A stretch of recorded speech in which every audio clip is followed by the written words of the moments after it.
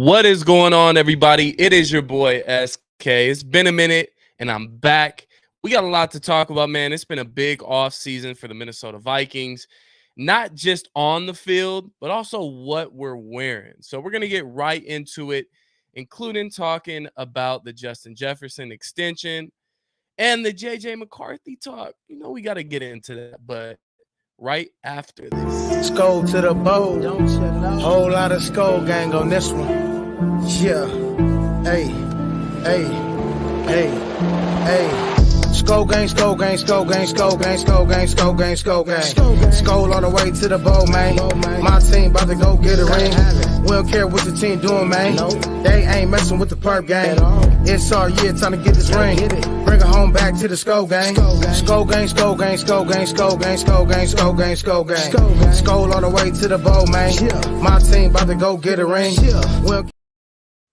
What is going on, everybody? Again, it is your boy SK. Thank you for tapping in. I see we already got Sarah in the building. Thank you for tapping in, Sarah. I know TikTok, you're waiting. I'm sorry I made you wait an extra minute. I had to get things right. My hair wasn't hairing. I had to put a hat on. So I apologize for the delay, the 1 minute delay, but appreciate you tapping in, Sarah. Everybody else, go ahead and tap in with a comment. Let me know you're here. I'm going to be sure to get to those tonight as well. But again, thank you for tapping in. Bob Swede, Mr. Mock. What's going on, Mr. Mock? Thank you for tapping in, my guy. It's always a pleasure seeing you tap in here. No mock drafts tonight. We're past that time of the year. I know it's tempting to go on and do the 2025 draft, but we're going to talk about the guys that we drafted in 2024. But thank you for tapping in again, Mr. Mock Draft, Bob Swede. But how's everybody doing, man? How are we feeling? And first and foremost, how are we feeling about the Winter Warrior jerseys?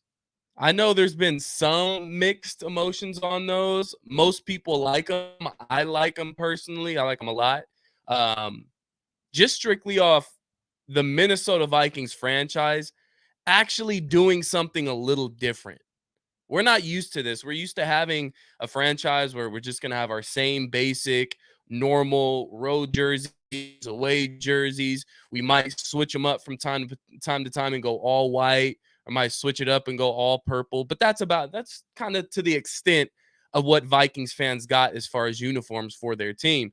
Now, we got a plethora of jerseys. Not only do we got the home, we got the away. We also got the throwbacks that we still love from last year that came out.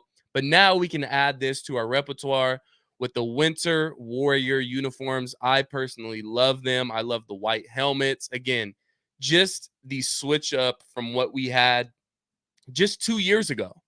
It was home and away, and that's it. And then, I guess the color rush. I don't know how many people enjoyed the color rush too much. I wasn't that much of a fan of the color rush. Looked a little too plain for me, but yeah, no. Winter Warrior jerseys are definitely a hit, in my opinion. I think they're going to fly off the shelves. I haven't got one personally yet, but I plan on getting one soon just to debate on the player.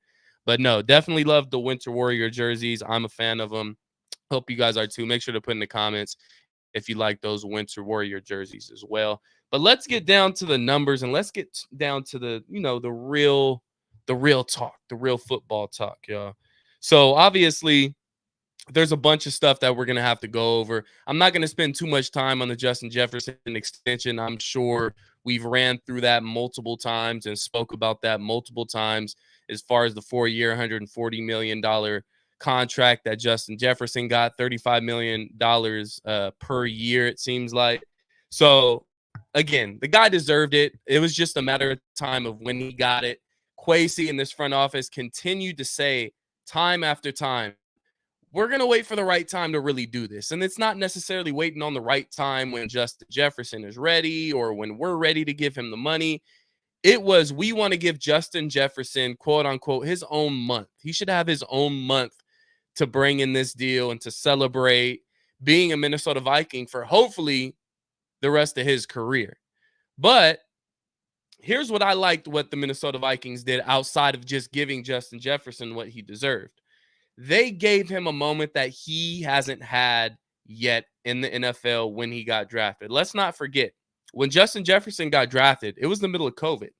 Everything was virtual. Everybody stayed home.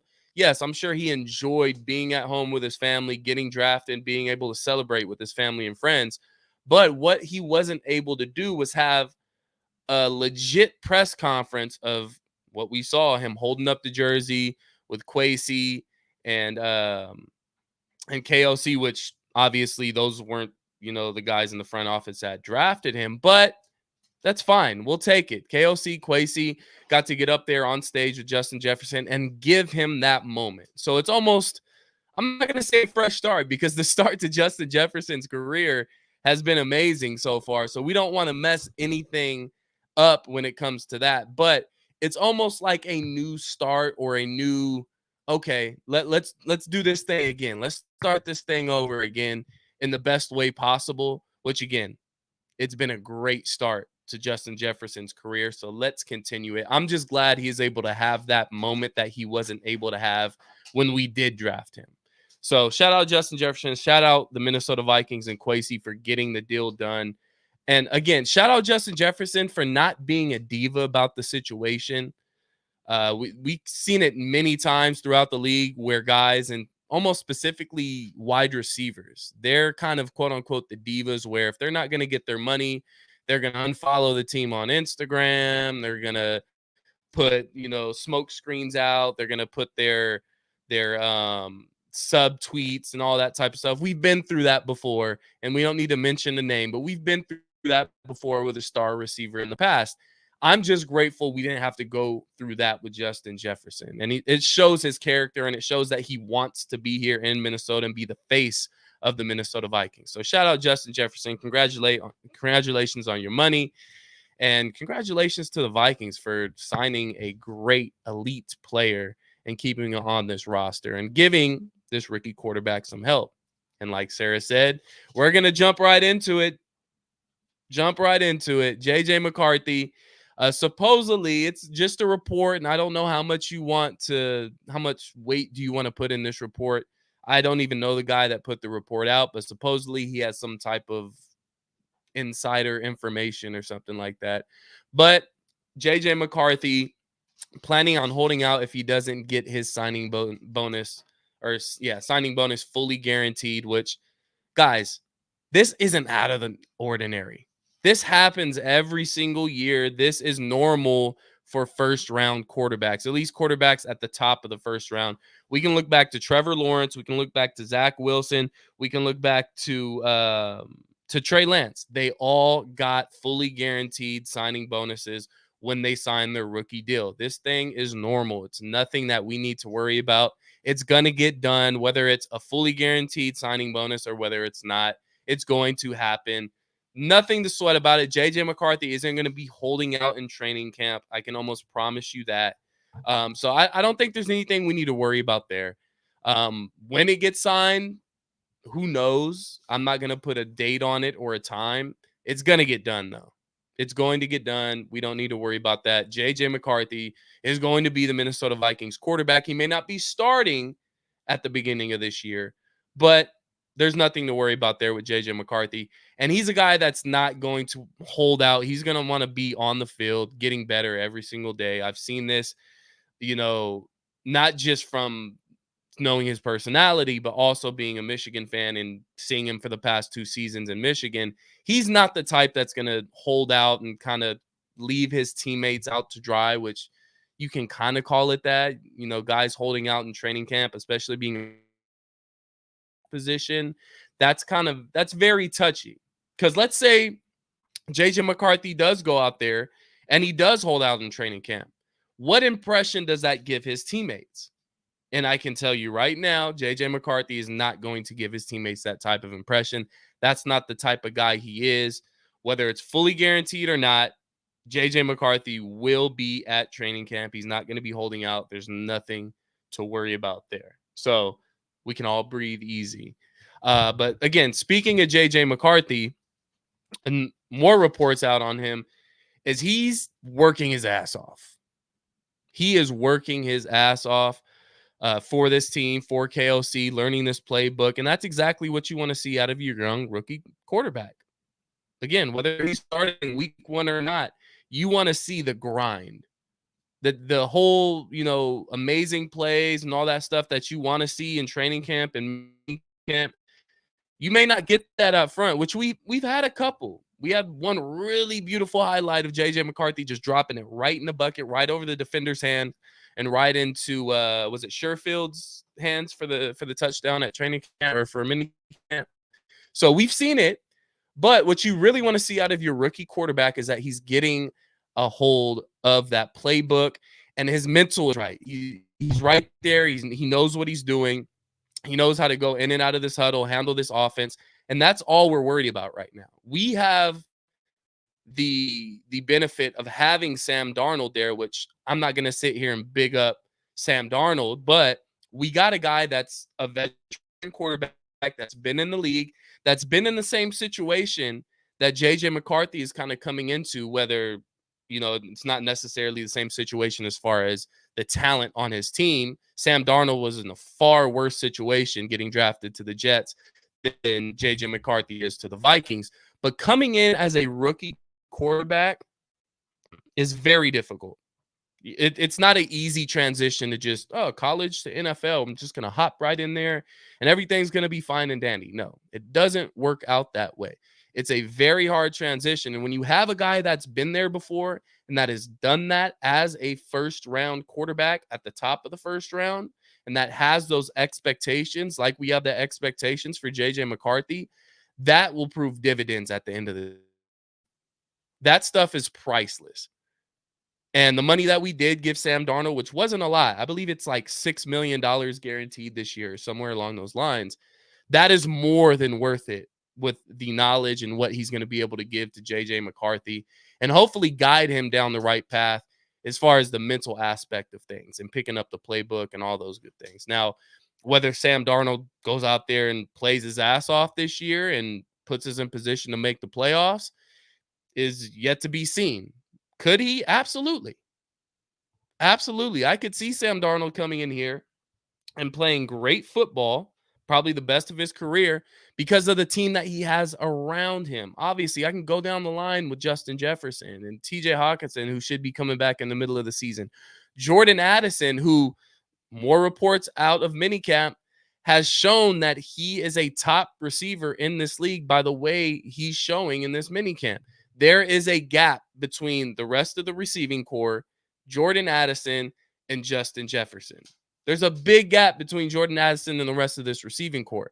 So he's putting in the work this offseason, and God, does it feel great to have two wide receiver ones? Does it feel great to have two wide receiver ones, man? You got to love it. But no, you come in here, you got guys all over the field, weapons all over the field. Jordan Addison, Justin Jefferson, TJ Hawkinson eventually, Aaron Jones, who's an upgrade at the running back position. Then you got a defense who's coming into their own. We added more pieces in Jonathan Greenard. And then you got Dallas Turner, who we just drafted, who I think is going to be an absolute star in this league. I can't wait. As much as I love JJ McCarthy and I want to see JJ McCarthy out there playing, I cannot wait. I cannot wait to see Dallas Turner get after it. This defense is going to be legit this year. And I know I'm jumping around subjects here, but I'm excited. I'm excited for this defense just as much as I'm excited about JJ McCarthy whenever he gets out on the field. I think this defense has the potential to be a top 5 defense this year. You have all the right pieces to do so. Now, what you do need to happen, you need one of these young cornerbacks to kind of come into their own. Byron Murphy, he's not elite, but he's a very, very good cornerback. But you need one of these young cornerbacks to kind of come out of their own and really find themselves. Now, whether that be Mekhi Blackman, whether that be Andrew Booth, whether that be the rookie out of Oregon, whether that be Kyrie Jackson, whether that be Caleb Evans, whoever it is, it's got to be one of these guys to finally say, this is my spot to take. I am the other corner opposite of Byron Murphy, and that's that. I'm tired of who's going to be starting corner this week? We had Mekhi Blackman, who looked really good in times that he was able to play last year. And let's be honest, I talked about this with Dustin Baker. Andrew Booth, when he was healthy, he didn't play bad. He didn't play bad. The only issue that he had is that he couldn't stay on the field. And that's always been Andrew Booth's issue, is that he couldn't stay on the field. So can Andrew Booth stay healthy? Can Mekhi Blackmon take that next step? Because if Mekhi Blackmon takes that next step, I believe that's his spot to lose. And then you got the Kyrie Jackson. You got guys, again, Caleb Evans that you can kind of swing in there when you need to. We have a deep cornerback room, but you want somewhat of a top-heavy cornerback room. It's great to have a bunch of good guys, but I'd rather have two very good corners that are going to lock down those outside spots. And then you have another 4 guys that you can throw in there that can come in and spot duty and play really, really good. So who's going to be the guy in this cornerback room that's going to take hold of that other position, that other side, opposite of Byron Murphy? If you were to ask me who it's going to be, it's between Mekhi Blackmon and Kyrie Jackson. That's it. That's who it's between, in my opinion. I can't call it right now. It's way too early for that. But one thing I will say, preseason this year is going to mean more to the Minnesota Vikings than it's meant in a long, long time. Very long time.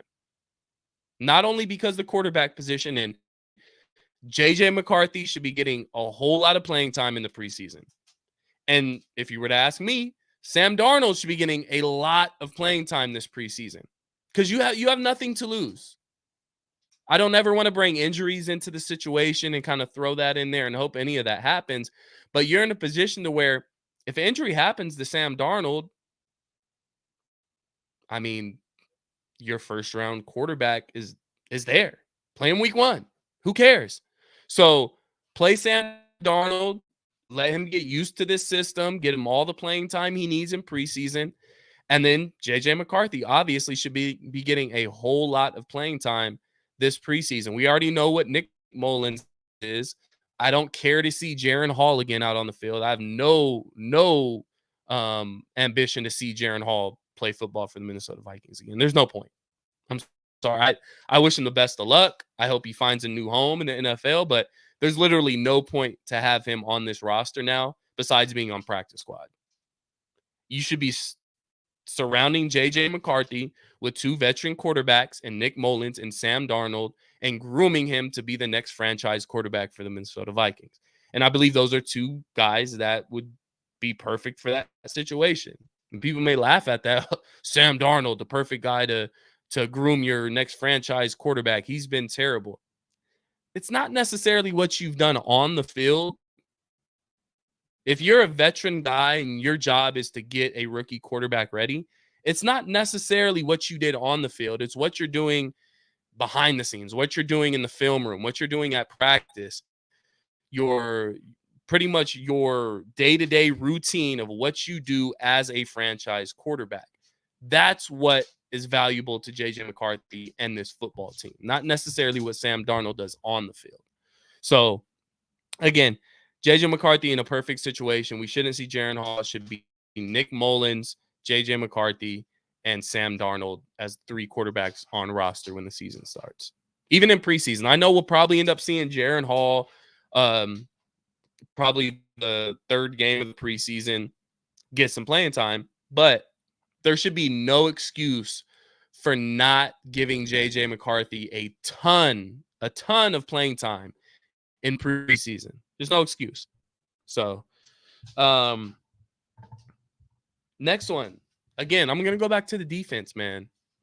I'm going to go back to the defense. And this, again, reports coming out of minicamp, this pass rush is going to be the real deal. It's going to be the real deal. Grenard, you got Dallas Turner, you got Van Ginkel, who's coming off a foot injury. Hopefully he's good by training camp, and we can see a little bit of him in preseason. But this defense, I'm not going to say it's stacked because that's saying a lot, but we got a ton of talent on this defense. A ton of talent. Led by Harrison Smith, the old crafty veteran, the old white hope, Harrison Smith. But Another year, Cameron Bynum taking that next step, which, side note, we should be signing him to an extension soon. I don't see why not. I love Cam Bynum. We all love Cam Bynum. Cam Bynum loves being here. Obviously, Josh Metellus, who just signed an extension before last season. I believe it was it a 2 or 3 year deal? If anybody wants to bring that up, I'm not too sure exactly how many years that Josh Metellus deal was. But you got Josh Metellus signed through this season and possibly next season. Lock up Cam Bynum before he's too expensive. Because I'm going to tell you right now, every single year, Cam Bynum gets better and better and better. And I don't see anything changing going into the 2024 season. I think he's going to be that much better going into this year. So lock him up before the season starts. Because I can almost guarantee you after this season, that price is going to go up. That price is going to go up. And we don't know what's going to happen with Harrison Smith. Is this Harrison Smith's last season? Is he done after this? Who knows? Because it took a lot for him to come back. Not necessarily just to stay with the Minnesota Vikings, but you can tell Harrison Smith really thought about his future before deciding, you know what, I'm going to take this big pay cut. I'm staying with the Vikings. I'm not going anywhere. Took a lot of thought for him to do that. So this may be Harrison Smith's last season. Lock up Cam Bynum. Don't wait, because that price tag is going to go up and up and up, like I said. But again, this defense is looking great. I love what I see from this defense. I'm excited for this defense, particularly the pass rush and these linebackers. We're all Ivan Pace fans. I don't think anybody here does not like Ivan Pace. I'm excited to see another year of Ivan Pace, to see how he progresses from his rookie year. Had a great rookie year as an undrafted free agent. Well, now we're not falling back on the undrafted free agent thing. You've solidified yourself as the starting linebacker of this defense. You have expectations now. Can he fill those? I would think so. If he continues to progress and gets better year after year like Cameron Bynum has, he can be one of the best linebackers in the league. Definitely. So I'm excited for this linebacker core. I'm excited for this pass rush. I'm excited for this whole defense, if I'm being honest. Harrison Phillips. I love me some Harrison Phillips, even though I feel like he needs some help on the inside. I do feel like he needs some help on the inside, but I'm excited for this defense. Brandon Coon, yes, they're going to be fast. Absolutely. But that's the NFL nowadays. You got to be fast. You got to be able to hang with these fast offenses. There's not many smash mouth teams in the league anymore. You can say maybe the San Francisco 49ers. You can say the Baltimore Ravens, which I believe we play the Ravens this year? I don't think we do. I don't think we play the Ravens this year. But we play San Francisco home opener, and they're considered somewhat of a smash mouth football team. They're not a pass first football team. I can guarantee you that. So there's not too many of these big, strong, slow, I'm just going to pound it down your throat all game teams in the NFL anymore. It's a whole lot of bubble screens, sideline to sidelines. They're going to try and wear your linebackers out, wear your defensive line out, and make them run sideline to sideline. Well, if you got guys, which I'm going to kind of compare Ivan Pace to a Eric Kendricks, guys that have the speed, that can play against the pass, that can hit sidelines to sideline and have that speed, then that's what you want on your defensive side of the ball. But you also got to have some meat too. You can't just have all finesse and all speed. You got to have some meat on your defense, and particularly in the interior defensive line. And I feel like that's where we're going to struggle the most this upcoming season, is to stop the run. This is not a shot at Ivan Pace. This is not a shot at Harrison Phillips. This is not a shot at the rest of this defensive line or this defense. But we didn't address interior defensive line at all this offseason. It seems like we've addressed every single possible need and want that this football team had besides the interior defensive line. And I will continue to preach it until they show me otherwise, that is going to be the weak link of our defense. We're going to struggle to stop the run. Although Brian Flores, with the squad that we ran out there last year, again, it wasn't a bad defense. It's not like we had bad players. But again, we weren't very strong on the interior defensive line. Yes, again, I'm a Harrison Phillips fan. I love me some Harrison Phillips. But that's not necessarily his game. He's not a solidified run stopper. That's what we need. We need some meat. And if you were to ask me what we're going to be looking at in the first round of next year's draft, and this is looking way ahead, our first position that we're looking at is defensive tackle. Who's the biggest, strongest guy in the 2025 draft that's a run stopper that we can plug in the middle? That's going to be our first need, and that's going to be our first ad, I believe, next offseason. But that's way down the road. But again, man, thank you guys for tuning in with me. I'm going to be around for a little bit longer. Make sure you hit that subscribe button on YouTube. Go and follow Purple and SKOL'd Media, not only on YouTube, but also on Facebook as well. Hit that share button. Appreciate you guys for tapping in, man. Really do. Calais Campbell. I love me some Calais Campbell, man, but I need some young guns. I need some young guns. I'm not sure he's a free agent still. I think he got picked up, if I'm not mistaken. I may be wrong, AJ, but I think Calais Campbell's got picked up. Again, shoot your questions, guys. I'm going to get to those, obviously, and everything. But again, this team, we don't have the expectations going into this season. No hope on Roy. Look, I like Roy. I really do, but I got to see it first. I got to see it. When he did play, he showed a couple flashes, but I don't feel like he's gotten enough playing time to really prove himself. So, I mean, this is the year to do it. There's no Tonga. There's no, I mean, who else do we, James Lynch. Did we sign James Lynch back? He's on and off the roster all the time. So Jacqueline Roy, it's his spot to lose. I mean, that's all I can really give right now. Lynch is back. So Lynch is back, but it's Jacqueline Roy's spot to lose. It's your spot to lose. So if we want to see something out of Roy, this is the year that it happens. You got your opportunity, kid. Now show us. MSN predicts that Deshaun Williams will be cut by the Bills and the Bengals will cut BJ Hill. Campbell is still available. Okay, well, they're still out there, and I wouldn't be surprised if we do go out and grab one of those guys. I mean, we have the cap room now. Why not?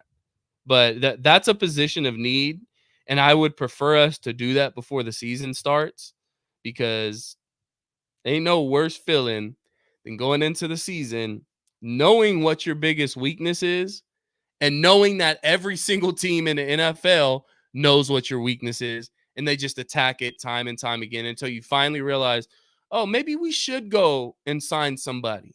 But again, Jacqueline Roy, maybe they're looking at him and saying, look, we like you a lot, but this is your opportunity to show us that you're the future of the interior defensive line, which regardless of how he comes out and plays this season, I think next year or next offseason, whether it be the draft or free agency, which we made a strong push for Christian Wilkins. Let's not forget that.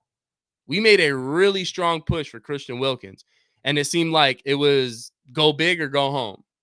And we missed out on Christian Wilkins that much, so we decided, hey, let's just go home.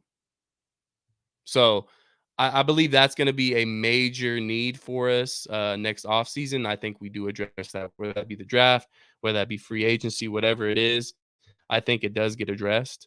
But again, that's something I'm going to be worrying about throughout the entire season, entire offseason. That's what I'm going to be worried about. But yeah, maybe some undrafted free agent will step up. Give us another Ivan Pace just on the defensive line. I'll take that. But Jalen Twyman, yeah. So Well, they might as well bring back Jalen Twyman. He got big. He can try and plug some holes up. I see he's been grinding. Yeah, look, I was a fan of Jalen Twyman as well. I don't know what happened. I don't know if it just wasn't panning out in practice. Just we didn't give him an opportunity. We haven't even seen him play. So I don't really have a comment on that. It'd be cool to have him back for, training camp and preseason, see what he can show us and maybe practice squad or something. But as far as being a starting defensive tackle for this team, I don't think he'd be in the mix for that. I think it's Jacqueline Roy and it's James Lynch. I don't see anybody else unless we go out there and we sign one of those veteran free agents at defensive tackle. I don't see us going any other direction as far as who's going to be starting at that position. So, but man, I'm going to wrap it up there, guys. I appreciate you guys tapping in. I try and keep my lives a little short and not keep you around for the entire night. I know Rap be on here like 3 hours sometimes. But me and Rap are going to get a live show soon. Probably we're working on Thursday. So be on the lookout for Thursday. Me and Rap might be going live. It'll be a whole lot longer than this. I promise you that, because you know how me and him get down. We're going to go back and forth. Even though we ain't got Kirk Cousins to talk about. But we'll have plenty of other storylines to talk about with this Minnesota Vikings team, this Minnesota Vikings franchise. I'm excited. It's going to be a great offseason. Training camp's right around the corner, guys. Training camp starts July 27th. We are just over a month away from talking Minnesota Vikings training camp and then leading us right into preseason. And that is when the shit hits the fan. Hopefully not, but that's when things kick up and we really start feeling like it's football season again. Quick reminder, guys, SKOL'd Fest 2.0 is happening this year. Home opener. Be sure to get in contact with myself or Rap. We're still figuring out a location for that and all the details and all that good stuff. So be sure to stick around for information on that. Again, feel free to reach out to myself or Rap about anything. If you want to help out, if you want to possibly be, we might have some vendors involved. Who knows? But reach out to us. We're always open to new ideas and to getting you guys involved. That's what we're here for, man. It's all about the Purple Gang. So we appreciate you guys for tapping in. Again, SKOL'd Fest 2 is happening this season. Home opener, September 14th. Yes, September 14th will be the date for SKOL'd Fest. So put it on your calendars, mark it, put a notification on. Be sure you're there. Because if you weren't there the first time, you missed out. But we're going to do it bigger and better on the second one. So be sure to tap in with us. Again, appreciate you guys for tapping in. Hit that like button, hit that share button, and most importantly, hit that subscribe button to Purple and SKOL'd Media. Again, appreciate you guys for tapping in. It is your boy SK. Until next time, and hopefully it's Thursday. Peace and SKOL'd Vikings. SKOL'd to the bowl. Whole lot of SKOL'd gang on this one. Yeah. Hey. SKOL'd gang, SKOL'd gang, SKOL'd gang, SKOL'd gang, SKOL'd gang, SKOL'd gang, SKOL'd gang. SKOL'd on the way to the bowl, man. My team about to go get a ring. We don't care.